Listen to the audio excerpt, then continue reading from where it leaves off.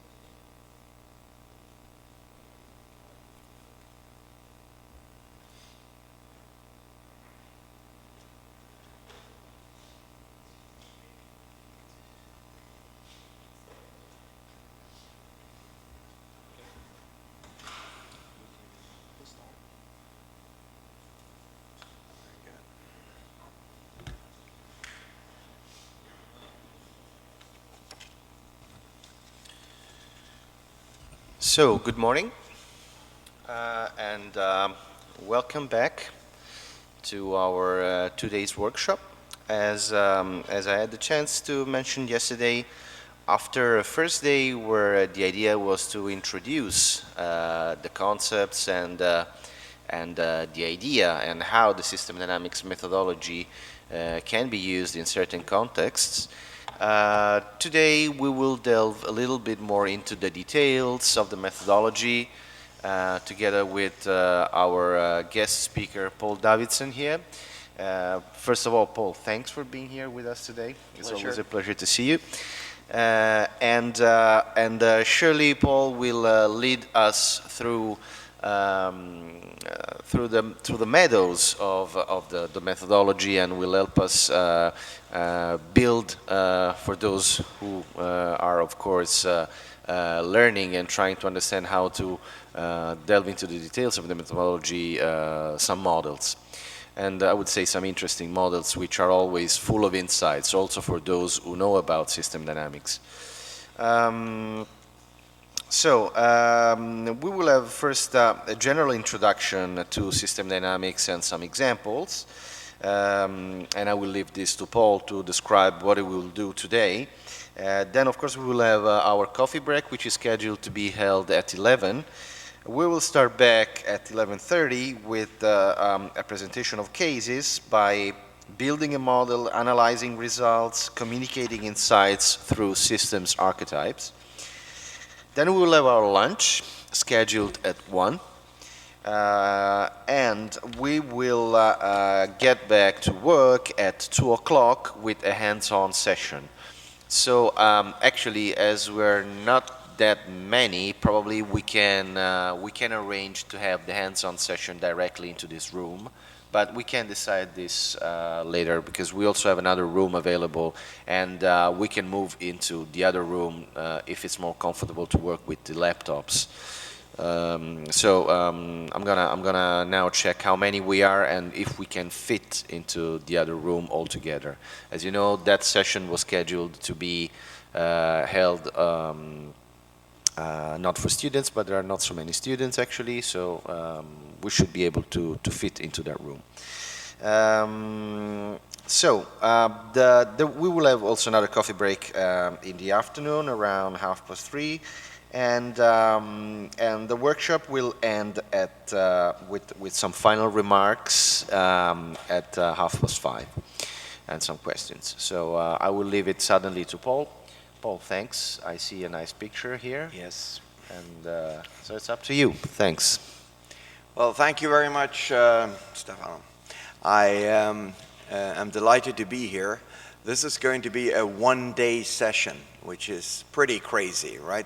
You know, you'll be so tired of this voice and what I have to say, and I'm going to repeat myself over and over again, so we'll see. Some of you have been to my lectures previously, and although I will be saying the same thing as I've said then, and that's a comfort, you know, the message is the same. Hopefully it'll be done in a more elegant and a better way than I've done before, ever done before. So you might see some improvements, at least in the presentations. We'll see. But some of the slides you'll seen before, and system dynamics is very often so that you need to revisit and revisit and revisit the concepts, and you dig deeper and deeper. So it's like a spiral learning process. At least that's been the way it has been for me. So today, the way I've been thinking about this is that I will give a introductory presentation. It will be relatively quick presentation because there are fairly many slides. And then many of the issues that I'm addressing there will be revisited in two case studies that I will show you. One is built around the traditional market growth model that some of you are familiar with, and the other one around, but a modification of the inventory workforce model, which is also one of the classical system dynamics models. The last one will also be the topic of this afternoon's session, where we're going to actually build the model and analyze it in more detail. Hopefully, we will be able to keep within the time limits, and I'll just be very tough with myself and, you know, say enough is enough once the deadlines are there, so that you can be looking forward to the coffee breaks and the lunch. So let me just start, the first lecture this morning is, it may look fairly simple, but it actually goes fairly deep. It addresses some of the most fundamental issues that we're struggling with in system dynamics, and hopefully presented in such a way that you grasp the main content. If you have any questions or comments during the lecture, welcome to raise your hand, and then we'll address that. If this goes a little bit fast, as I said, then we'll revisit this during the entire day, these issues. So I think there are ample opportunities to understand what I'm saying if you don't get it the first time around. But hopefully you do. The picture you see on the screen here is a fairly famous picture, and you may all understand who this is, Jay Forrester, the founder of our field. And I'm putting it up there and to say that this is a guy, and the field originates in a sense from the Midwest, and from a situation where Jay Forrester was out there on the farm ranching, and he was in control, as you can see. And since then, he has been in control. System dynamics originates from control theory, and he's, in this case, regulating the horse. He's making the horse do what he wants it to do, and probably also the photographer. Since then, Jay Forrester, having left farming and having done a lot of engineering on his farm, building windmills and so on and so forth, went to MIT, was there in the servo mechanics lab, developed a number of devices. He then went on to build the first reliable electronic computer in the world, Win1, which was used later on in the SAGE project, which was a big project on surveying the North American airspace for incoming rockets and airplanes using computers. And because he was able to complete these two major projects, the engineering project, on time and on budget, he was considered to be quite a manager. So that when Sloan School of Management was established, he was called to teach there. And what he did was pretty original. He took his control theory, servo mechanics background, and he brought it into management. And he was using that to understand by modeling and simulation some of the businesses in the Boston area, the urban dynamics of the United States, the world dynamics as understood by many people, for instance, people from the Club of Rome. Since we are in Rome, that should be mentioned.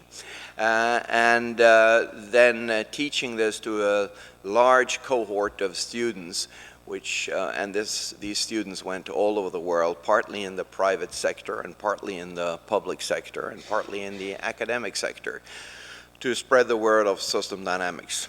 And although it's been a very slow growth, that doesn't mean that we're not growing. In fact, we are. And I think there is, as we heard yesterday, a growing concern about a number of issues that are systemic of nature and require systemic solutions.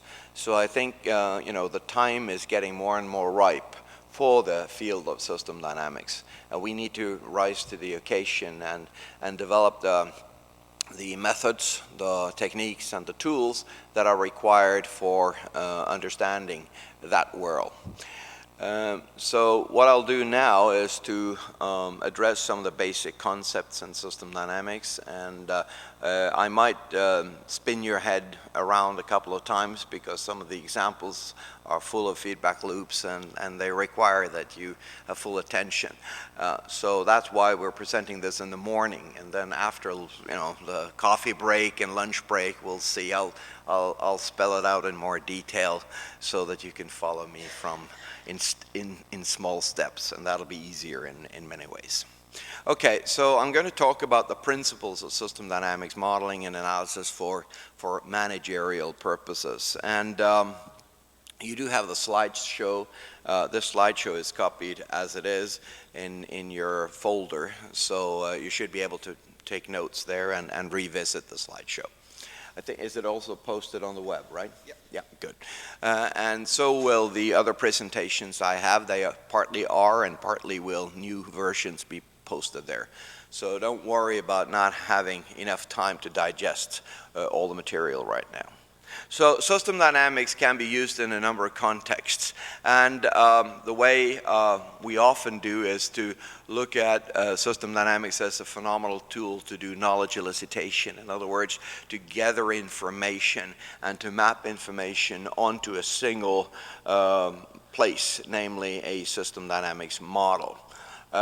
We do that in very many ways, and perhaps most well known is in group model building, where we have experts from various fields and stakeholders that come together and talk about a particular issue, a particular problem that they want to address, and then we as facilitators and modelers are mapping the ideas and the knowledge that we get from these experts onto one and the same platform, namely this model.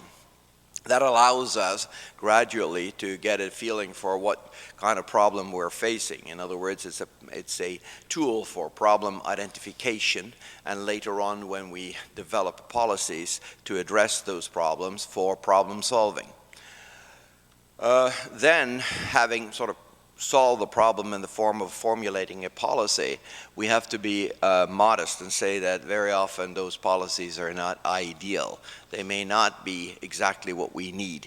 And therefore, rather than just do a one-shot attempt at solving a problem, we very often have to revisit the issue. And that's something that our clients are not always aware of. They think you've done a one-time thing and that's it. But in many cases, I would see the system dynamics model as a repository of the knowledge that we have right now.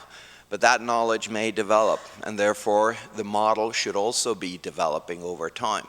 So the minute you see that the model is saying one thing and reality goes in a different direction, I would claim that there is nothing wrong about reality. There's something wrong about our model, right? So in other words, what we need to do is then revisit our model and say what was wrong about the concept that we had of reality, and then make corrections for that. And I think some of the most successful uses of system dynamics are the ones where you see the model develop over time. In other words, see the system dynamics models as seen as a part of or vital component in organizational learning, where what you have learned is mapped onto this model, and the understanding of our reality is improving over time. So I think that using a system dynamics model continuously for the purpose of shaping our decision making, that is designing policies and redesigning policies based on new knowledge, is an important property of system dynamics.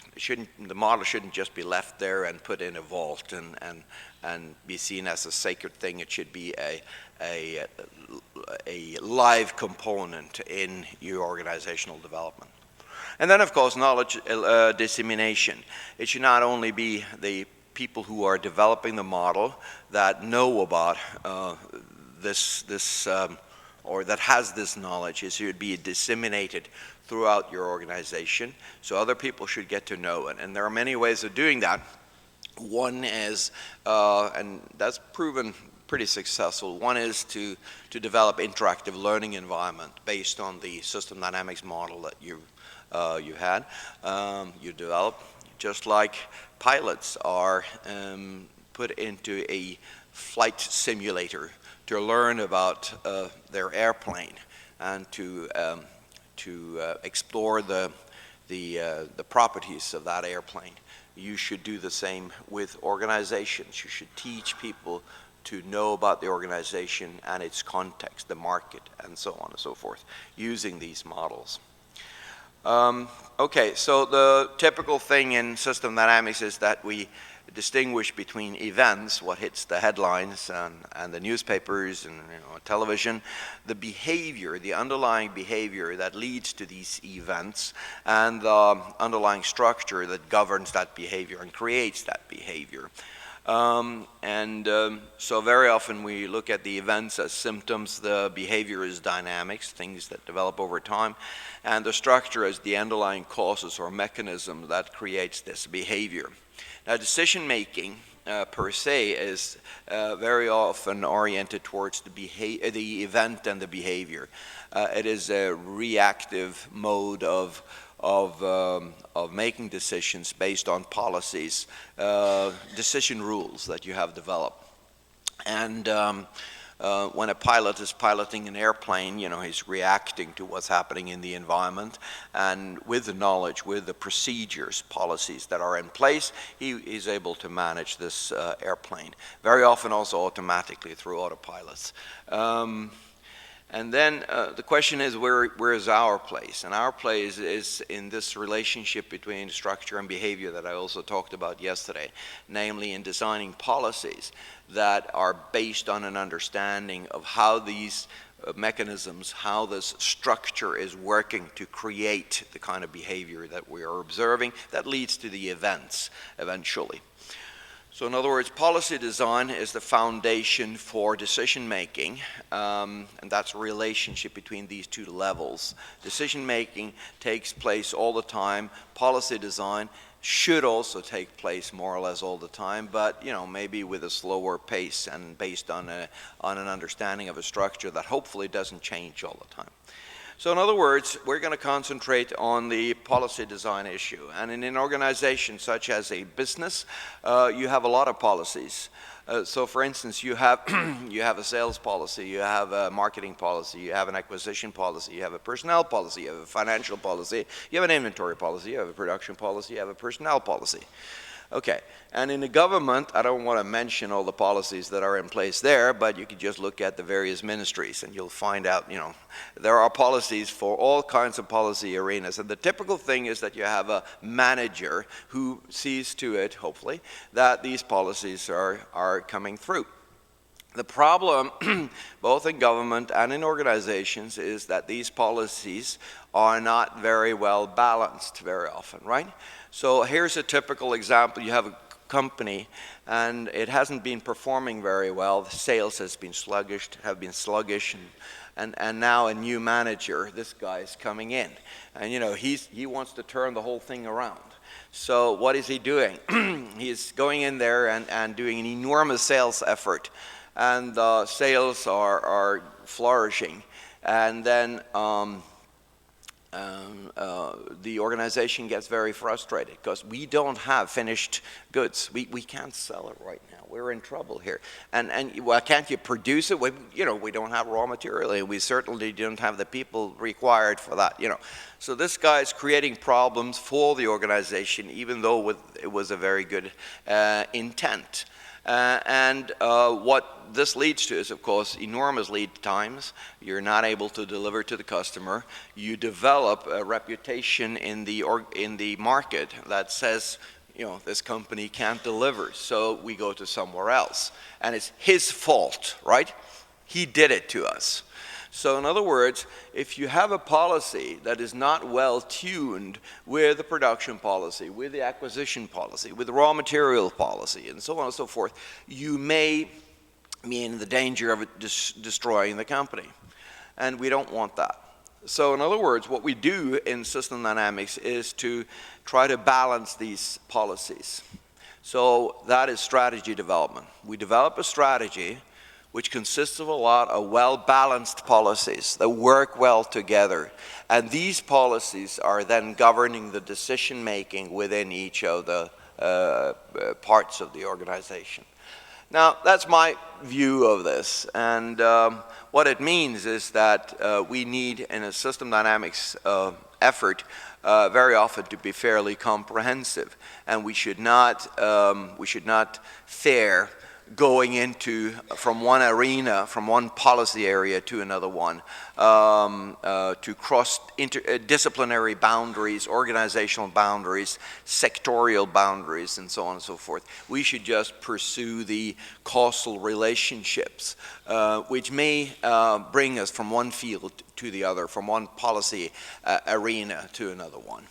And that is because the problems we're facing are very often interdisciplinary and intersectorial. So we'll get back to that. So in other words, to summarize, what we do is to identify a problem or describe a problem by looking at problematic behavior.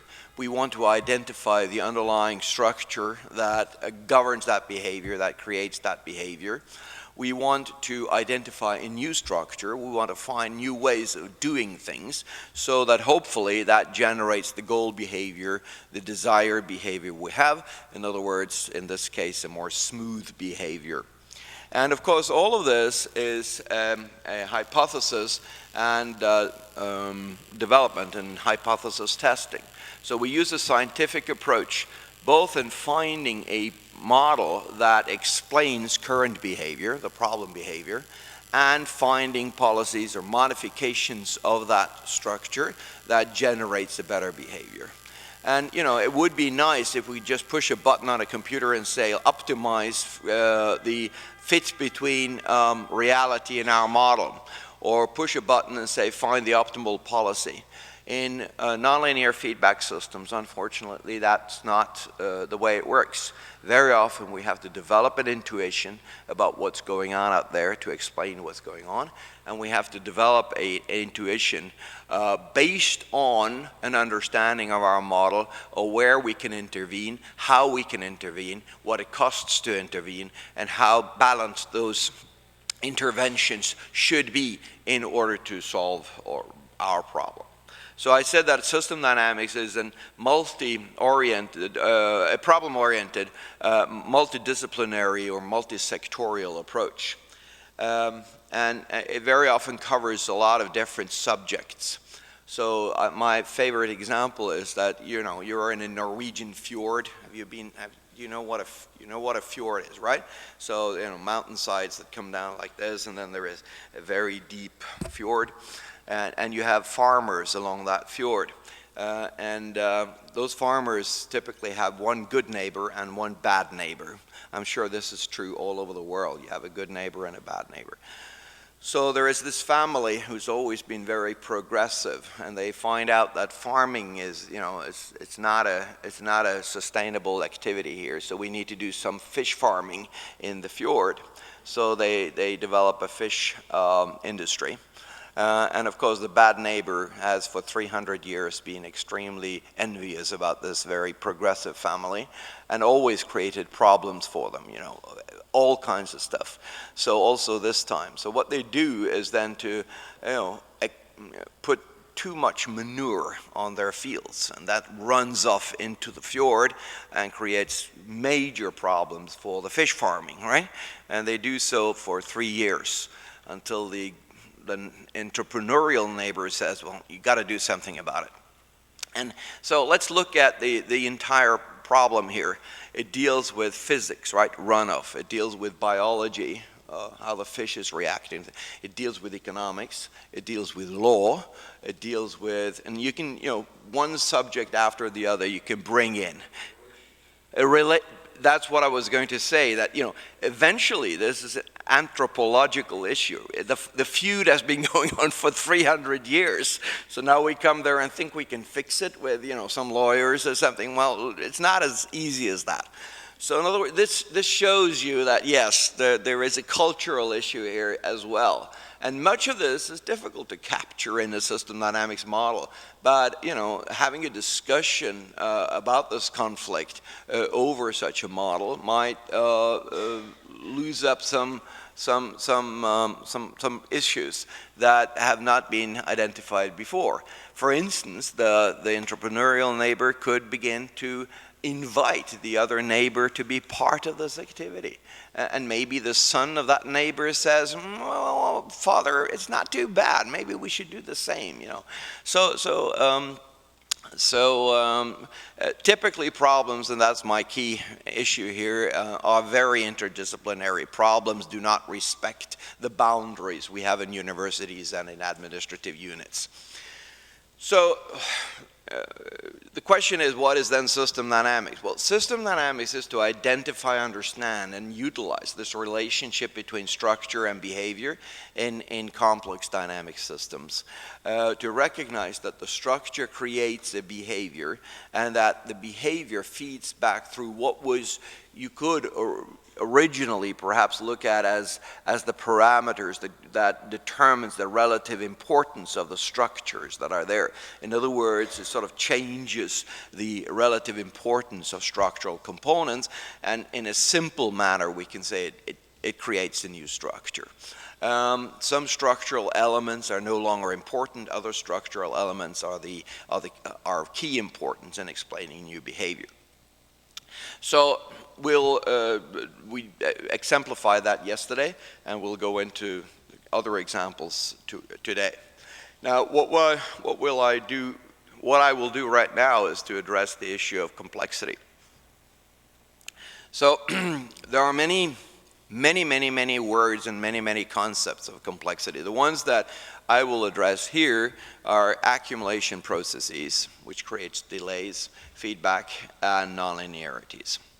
And I think it is, then of course we have uncertainty, and in many cases we can talk about fuzziness. So there are many of these additional properties of such systems that we could address, and there are tools to do that as well. I will first concentrate on accumulation processes or latencies, things that take time. Now, there are two kinds of relationship in system dynamics models, of course, as there are in any differential equation systems, if you want to be a mathematician. Those are the instantaneous causalities, things that are happening at an instance. In other words, that one variable immediately influences another one. And very often these are by definition. I mean, we develop concepts such that you have an income and you have an expenditure, and the net profit is one minus the other one. So if one changes, the profit changes as well. Now, the most important ones that create the dynamics that we see are the are the causalities that play out over time. And those are captured in the relationship between structure and between stock rate, flow rates and stock levels. And I will try to explain very simply why time matters here. So let's assume that in a rate, we've had a constant rate, and then suddenly we just increase the rate. You open the faucet of a bathtub or whatever, and my question is, if you see here, this is what happens in the stock that accumulates, whatever water, money, personnel you have in the stock. And my question is, what happens instantaneously? What happens right now at this instance when you've opened the faucet? Well, there is nothing that happens, right? There is absolutely nothing, nada. You know. So in other words, this means that you have to let time pass for anything to happen. In other words, you need the help of time. And can you hear the delay in this? Can you hear that there is a process that takes time? Okay, so what happens then is, of course, that if you have a flow rate that increases from 0 up to a maximum, which leads to a maximum increase in the stock level, and then comes down again towards 0 again, which leads to still an increase, but a slowing increase. The development over time looks like this. So you have an increasing, so the stock is increasing increasingly, and then the stock is increasing decreasingly, right? So here's an increase and a decrease in the flow. And that is then translated or transformed into that kind of development in the stock. And if we continue this, let me see if I can do that. If we continue this, then we start draining the stock, so we have a negative flow rate. And first we drain it very slowly. Then here we drain it maximally, so the stock level falls maximally fast. And then it slows down again as the rate approaches 0. So in other words, what we have now is a stock level that decreases increasingly, and then it continues to decrease decreasingly. The decreasingly and increasingly is the second derivative, right? It is how the change takes place. If we continue like this and project the flow rate over on the level, stock level, then you will see that, you know, the peaks in the flow rate becomes 90 degrees, if you want, prior to the peak in the stock level. So here you begin to get a feeling for what it means that a flow rate integrating into a stock level constitutes a delay. And that's why when we model delays, we use stocks and flows. And when we have stocks and flows in our model, we implicitly do have delays. And then we can't just say that A influences B. When A goes up, then B goes down or goes up. We have to say, and over time, this leads to a change in the stock level, which, you know, so you always have to pause when you talk about the system at the moment when you go from a flow rate to a stock level. This is what brings the system forward in time. This is where the integration over time takes place. If all the relationships, causal relationships, had been instantaneous, you would have been circulating at the same time around the system, all the loops in the system.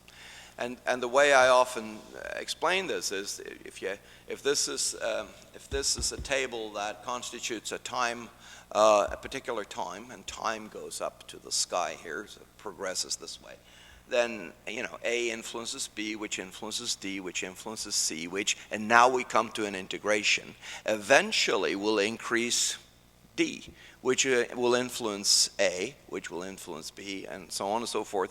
And every time you come to an integration, a relationship that takes time, you progress in time. So that's why these relationships between flow rates and stock levels are so fundamental in dynamic systems. They constitute those dynamics. Now, accumulations distribute the form and the effects of a change across a system that is in space over time. So let me give you an example of that. Let's suppose that, you have a company and you have an inventory, and you ship from that inventory. And of course, you need a production to fuel the inventory. In order to do that, you need a capacity to do so. In this case, it's manpower. So you hire and train people, assimilate them into the workforce, which is what we saw yesterday. And there is an attrition rate, so some people are leaving the company. In order to do that, you need trainers, right? You need an educational component in there, and that gives you, the capacity of that gives you the rate at which you can hire and train people and assimilate them into the workforce. And of course, the training capacity may be increased or decreased, as you see at the top level here. So now, technically speaking, we are not talking about just a stock. We're talking about the change in that stock, and not only just that stock. So that's the first derivative. We go into the second derivative. So if you look at a company, very often you have the second and third and fourth derivative. You're trying to manage the system very indirectly often, and that's not a very easy thing to do. I'll create an analogy very soon to that. Well, there is a lady here who's responsible for the training effort in this company. And what she sees is that when the guy responsible for sales is saying we don't have enough inventory, she realizes that we need more manpower and well-trained manpower. The way she boosts the training effort is the following way. She then takes as you saw yesterday, the experienced engineers and put them into a training capacity, and therefore boosts the training so that over time the manpower will increase. In the meantime, what will happen is that she will drain the manpower. She will take out manpower. How do you think the guy down here is reacting to that? Is he going to be happy about it? No, you can see he's not happy, because the production rate goes down, intermittently at least. But he just sees that it goes down. This is not what I said, he says to top management. This is not what I said. I want more. I don't want less. So in other words, what he does then is become furious. And of course, he sends feedback. So now he calls. It's the first time he talks to this lady. Oh, you're the manager of the training session here. Well, listen. Yeah. And then, and then she is then trying to communicate the following, that yes, but the fastest way you can get trained personnel is by having the best trainers that really knows the system. So we need, for a short period of time, to take those out of production, train them, use them as trainers, get more people in, and then eventually you will have a much better staff next time around. You say, short period of time, he says, how short? I need this, I need to satisfy the customers tomorrow. So here we see the tension between the two. One of the reasons for this tension is that maybe you're responsible for a little part of the organization here that don't see the big picture, don't see the delays in building up the capacity that you need in order to be better off next time around. And this is also an example, and a very typical example of better before worse or worse before better. In this case, worse before better. You are worse off for a period of time. You need to suffer because we're aiming at something much better next time around. Now the guy down here, of course, it's difficult to convince him that this happens. So, but that's the responsibility very often of system dynamicists to lay out the whole picture and to make people understand that. So multiple accumulations like this introduce intransparency in the system. It's difficult to see through the system, and that leads very often to a focus on short-term problems. I need to solve my problem here and now, and my little problem, and then you ignore the long-term benefits of being a little bit patient or suffering a little bit in the short run, or focus on short-term benefits. You know, I want to spend as much as possible right now, while ignoring the long-term, often called side effects of doing that. I need to go out and smoke now. I don't care about what happens in 30 years. Is this a alarm? No, nothing serious. It probably tells me that I should take a break, right? Well, I'm not. So in other words, very often I talk about this as if driving a car. Now, the example you see here doesn't look like car driving, but it is an example of the kind of issue that a manager is facing. In this case, what you see is that you have an expectation about demand that is built up as a consequence of market demand. So the market demand creates an expectation, and we'll see that model today in one of the examples that we have, which then leads to two things. It leads to a building of capacity in the form of capital and the building of capacity in the form of personnel. And here you see, you know, balanced policies, right?